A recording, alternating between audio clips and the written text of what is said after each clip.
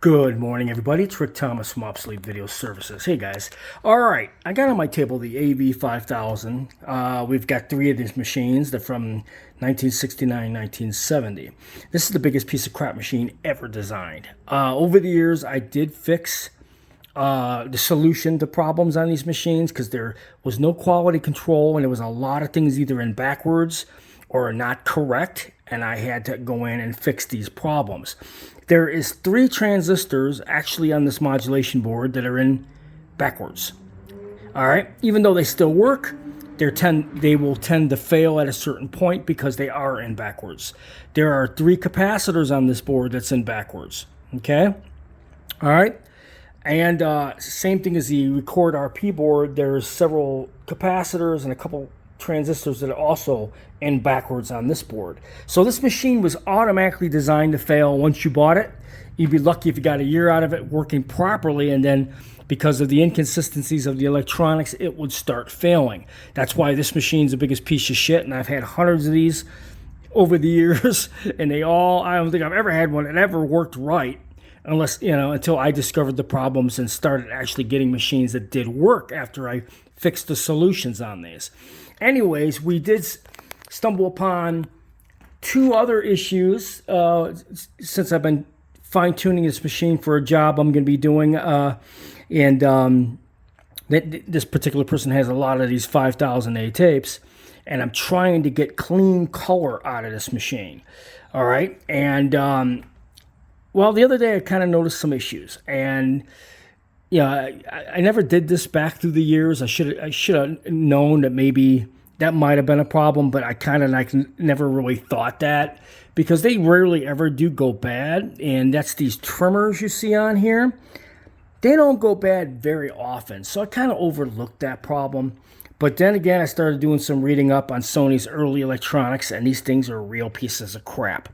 Case in point, I was trying to fine-tune a color bar test tape the other day, and it would just fall out of tolerance, and the noise level was through the roof. So, usually when you get a lot of noise, it's because you got a noisy trimmer that's causing the noise. All these things are, guys, are resistors with an adjuster on it to get the proper value with a little carbon disc on the back. All right. Sony made these, but they didn't use very high quality carbon, and pretty much led to the demise of the quality of the component. And these things would fail. That's not only on video, also on the reel-to-reel machines they made as well. So, anyways, the carbon used on these discs were very, very poor. So here's what I've discovered, and here's my solution. Okay.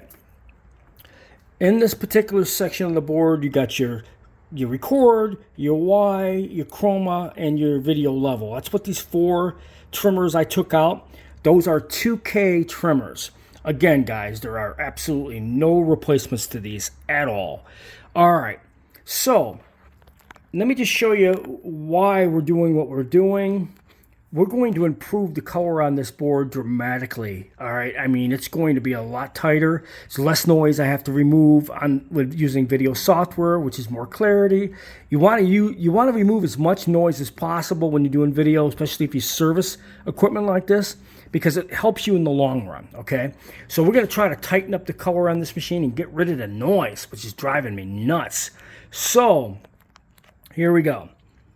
We removed the trimmers, and as you can see, they were on these brown PVC boards that they made them out of. The very early versions, which are crap, and they failed because of the carbon composite on the back. So these started going bad. And then they switched over to these even crappier ones. They started making them out of plastic, which was a real disaster. And they still use the same carbon composite, and those are even worse, noisy as hell. So these are the originals, and when you flatten one out, okay, I happen to stumble upon the only solution to this problem, and these do work. Just a crying shame they didn't quite make them a little longer. Okay, here I got brand new ones of these coming, and if you notice, extremely similar in size. I mean, it's almost a dead end size-wise.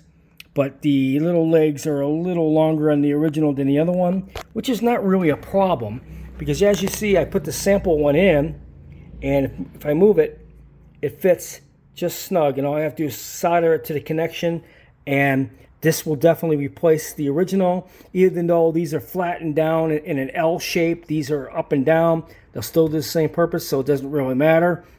But they fit the contacts. That's what matters. So we did find a solution for those trimmers. These are a solution for it. I have not been able to find many of these. They are no longer made, but I did find a place that happened to have some of these. And so I ordered all their 2Ks. I think they had something like 20 of them. I'm going to need 4 for each machine. And the other ones, like I said, values in these I can get. But the 2Ks are the most impossible ones to get. But we did find 20, 30 of them. I can't offer this one site, so we did order everything the guy had. And we're going to change these out with the proper values once I get them by UPS. But this is the one that we need.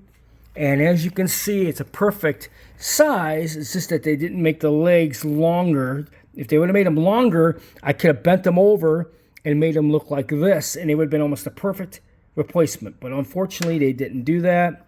So that's the solution to these trimmers on these modulation boards, which is the biggest color issue with these 5000 series. And also, I spoke in a previous video, we have the trimmer or the potentiometer for tracking, and this is a very old potentiometer on and off switch, which has some real corroded contacts on the inside when you break one of these open.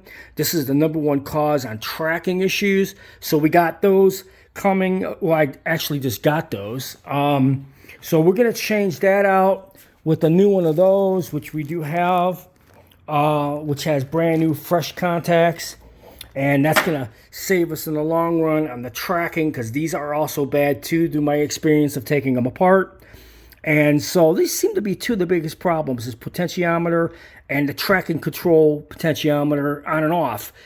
So it won't engage because it's not making good contact when you turn the switch. So we're going to change that out. And we found a solution to the potentiometers for the modulation board, and we're going to do this to all three machines. But this is the first one I'm going to do it to, and we're going to get this up into a color bar level and get the noise out of it, so we'll have one to be able to use immediately with higher quality output.